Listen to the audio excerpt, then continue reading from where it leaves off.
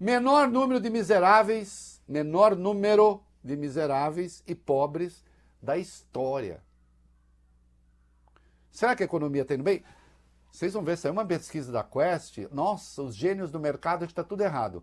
Gênio de mercado, quando vê que está caindo o número de pobre, número de miserável, número de jovens que nem trabalham nem estudam, quando vê desemprego na mínima histórica, quando vê o crescimento maior em 13 anos, os mercados falam assim não dá. Assim não dá. A gente precisa tirar pobre da conta. Não dá para meter pobre na conta. Mas o menor número de miseráveis, vamos lá. A pobreza e a extrema pobreza no Brasil registraram no ano passado os menores índices da série histórica iniciada em 2012. Pela primeira vez, a extrema pobreza ficou abaixo de 5%. O patamar é de 4,4%, que representa 9 milhões e meio de pessoas nesta faixa. 8 milhões e 700 mil brasileiros saíram da condição de pobreza, reduzindo esse contingente para 59 milhões, o menor número em mais de uma década. Esses dados estão presentes na síntese de indicadores sociais, esse estudo divulgado hoje pelo IBGE. O parâmetro internacional para medir a pobreza, definido pelo Banco Mundial, é de uma renda de até $6,85 por dia. Pessoas com renda abaixo disso são consideradas em situação de pobreza. Já o parâmetro para extrema pobreza é de uma renda de até $2,15 por dia. Emprego, programas sociais, aplicação correta desses programas e a vida das pessoas melhora. O que mais que a gente tem aí?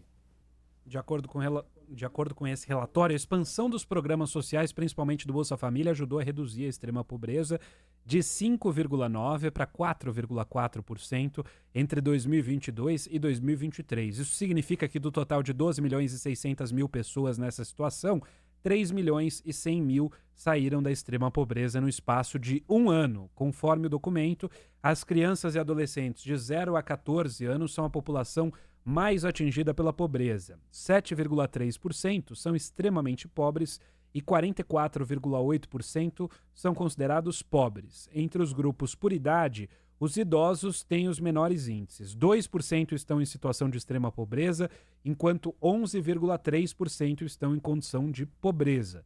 A pesquisa ainda indicou que as regiões Norte e Nordeste têm as maiores proporções de pessoas pobres e extremamente pobres.